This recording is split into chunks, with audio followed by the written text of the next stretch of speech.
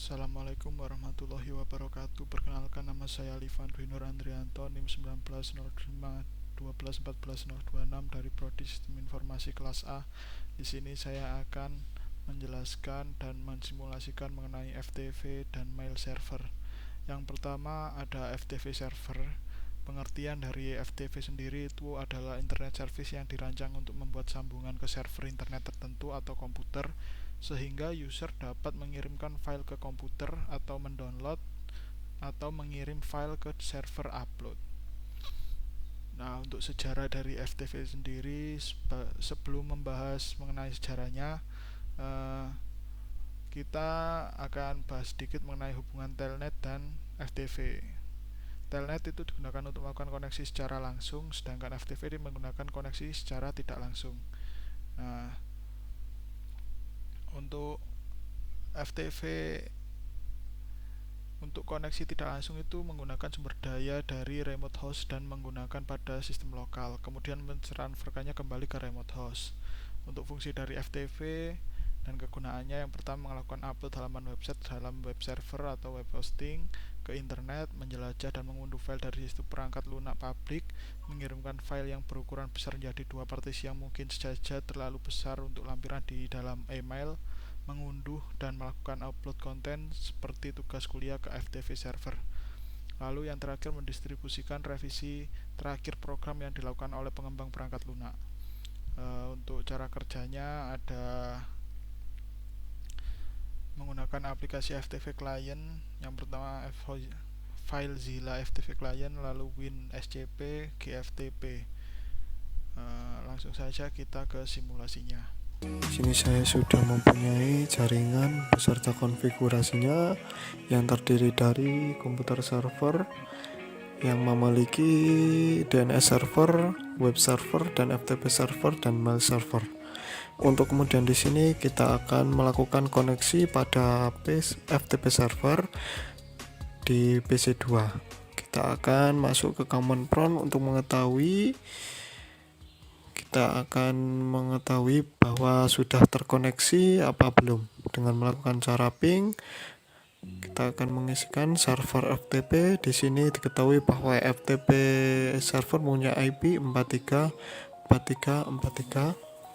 Kita akan melakukan ping 43.43. Nah, di sini sudah terlihat bahwa terdapat reply atau balasan dari server FTP yang memiliki IP 434343.3 dalam waktu 4 milisecond. Kemudian di FTP server kita akan melakukan konfigurasi pada FTP. Kita akan terlebih dahulu kita akan membuat akun FTP-nya.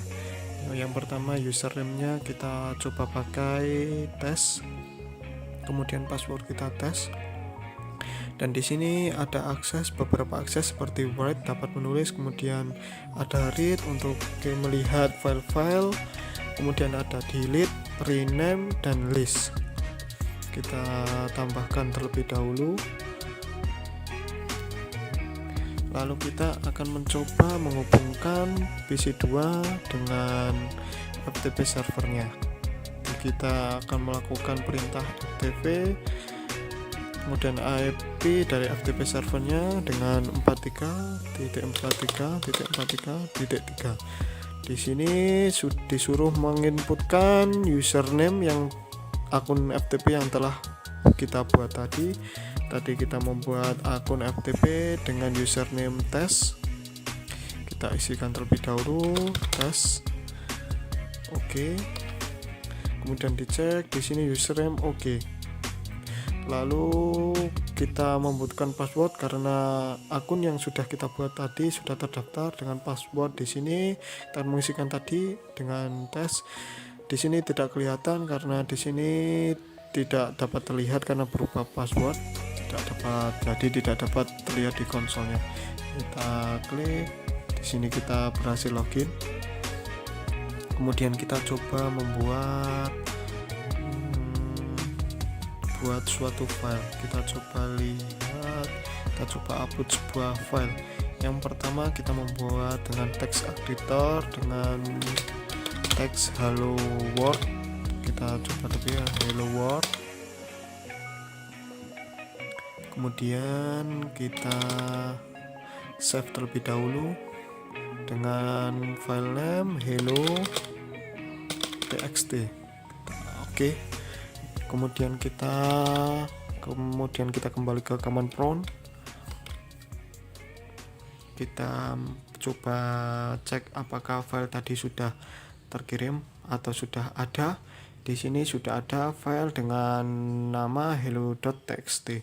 Di sini kita akan coba melakukan upload. Yang pertama login seperti yang tadi dengan FTP, masuk dengan memasukkan username dengan password. Kita akan mencoba melakukan upload dengan mengetikkan pemerintah put nama file yang tadi hello.txt. Kita akan upload. Di sini sudah ada keterangan writing file hello text to 434343.3. Jadi di sini file sudah diprogres, sudah memiliki akses ke FTP server. Yang pertama kita ditunjukkan ada text writing file hello.txt, menulis file teks hello ke IP yang 434343.3 tadi. Kemudian sudah ditulis, kemudian dilakukan transfer datanya. Di sini ada keterangan file transfer in progress, ada progress file yang telah ditransfer. Kemudian di sini ada keterangan transfer complete. Jadi di sini sudah sukses kita melakukan transfernya ke FTP server dengan 11 byte dengan waktu 0.0,8 second. Untuk kita melakukan pengecekan, kita lihat di FTP server apakah sudah ada file yang sudah kita upload tadi. Kita masuk ke FTP, kemudian di sini kita terlihat bahwa file sudah ada yang sudah kita upload tadi, hello.txt sudah masuk di sini, ada pada komputer server ini. Tadi ada perintah upload, kemudian kita akan melakukan perintah download dengan menggunakan command. Kita lihat dengan komen untuk mendownload, yaitu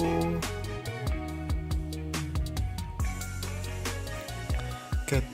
Kita akan mendownload dengan kode get menggunakan hello.txt. Di sini sudah terlihat bahwa direct file.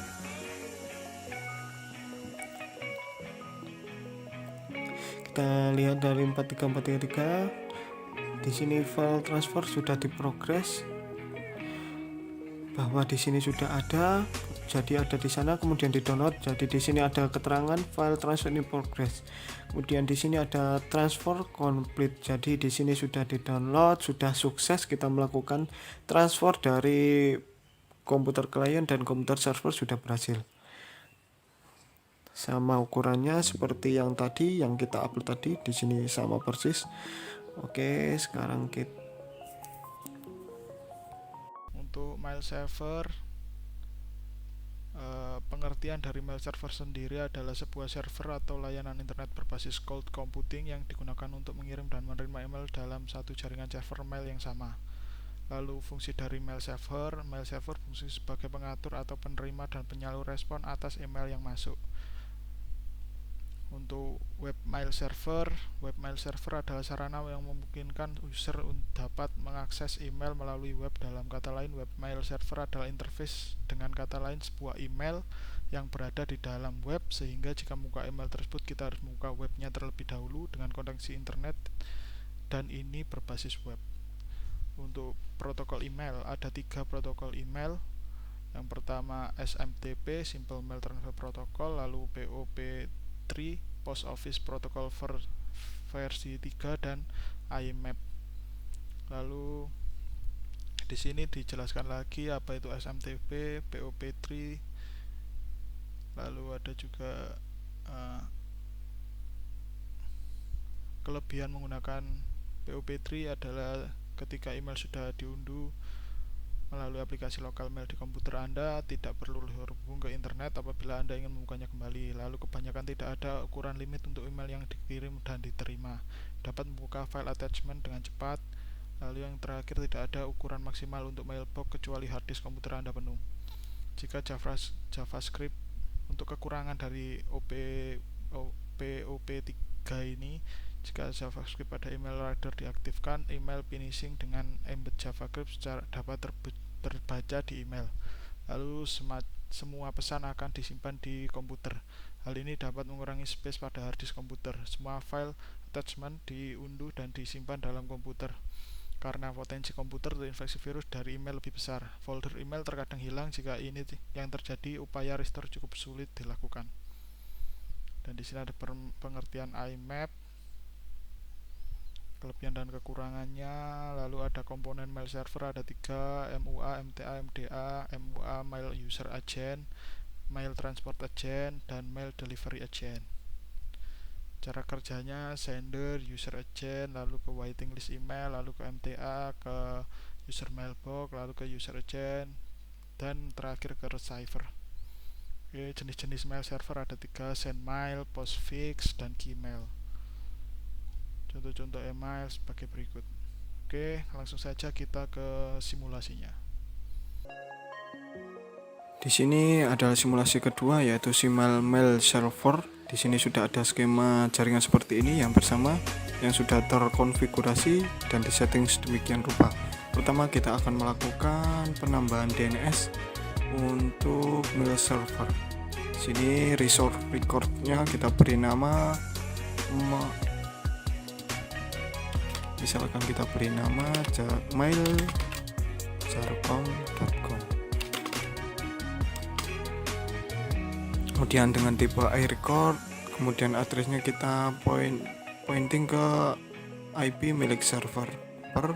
Kita isikan dengan IP 43.43.43.4. Di sini sudah terdapat mail.jarcom.com dengan tipe iRecord dengan IP yang itu tadi yang sudah kita isikan. Kemudian kita coba NS lookup pada PC 0. Kita coba NS lookup terlebih dahulu. Kita ketikkan, sebentar, ada kesalahan.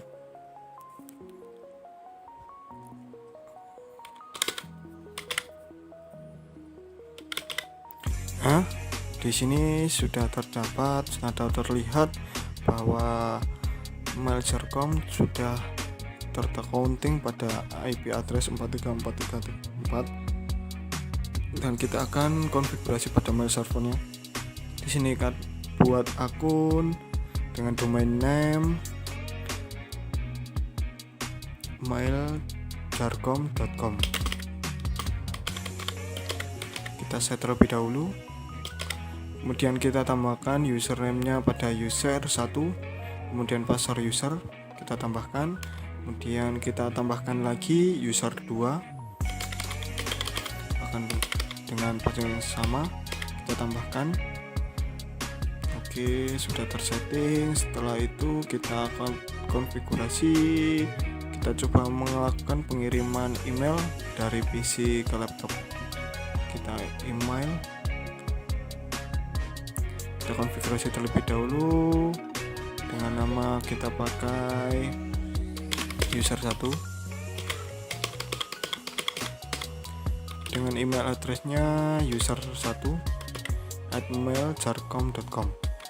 Kita coba konfigurasi terlebih dahulu dengan DNS yang telah buat tadi. Incoming mail server kita buat dengan mail.jarcom.com. Setelah itu outgoing mail server kita samakan dengan username. Ini username yang tadi, kita pakai yang setelah kita buat tadi.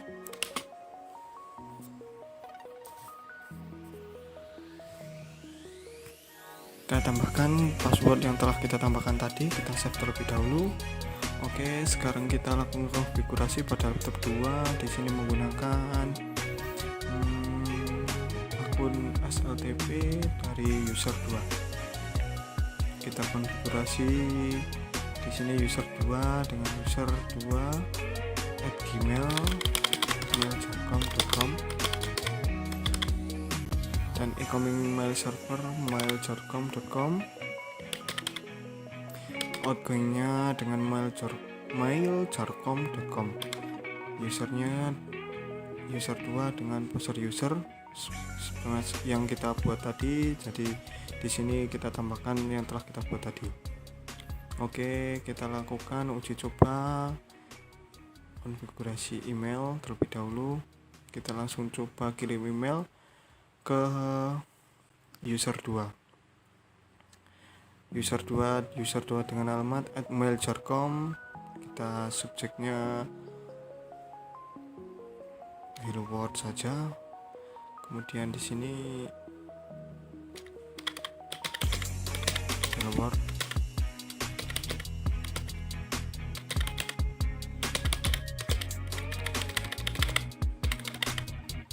Kita coba lakukan pengiriman ke user 2 tadi.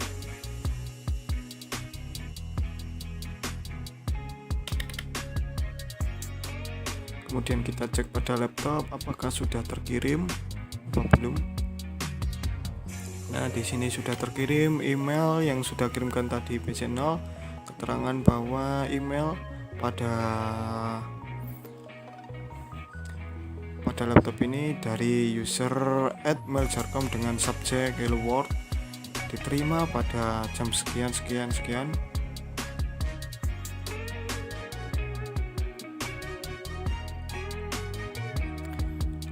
Untuk itu kita lihat ini adalah isian yang sudah kita kirimkan tadi sama yang telah tidak ada kekurangan. Jadi di sini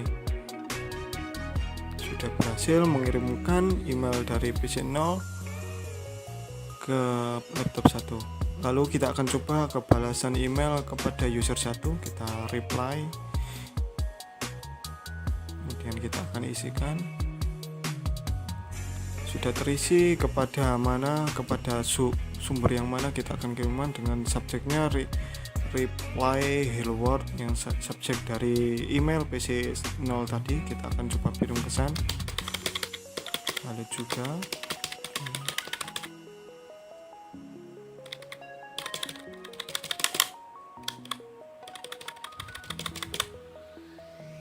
oke, kita coba kirimkan balasan. Kita send terlebih dahulu. Kita lihat